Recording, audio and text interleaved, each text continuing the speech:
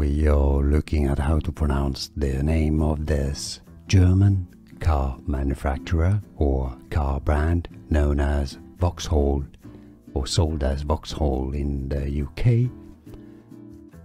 In English it's pronounced as Opel, but in German it's not pronounced that way. In German, if you want to hear what it sounds like, it's pronounced as Opel. Opel, that's how you say it in German. So rather than Opel, you can say it a little differently.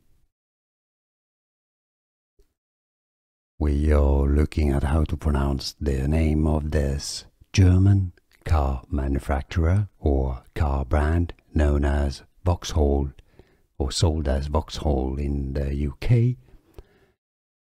In English it's pronounced as Opel, but in German it's not pronounced that way. In German, if you want to hear what it sounds like, it's pronounced as Opel.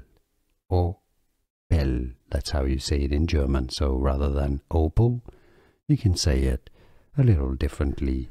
Here are more videos on how to pronounce more confusing words and names too many mispronounced. Like this video if you found it useful. I appreciate your support. I'll see you soon and thanks for watching.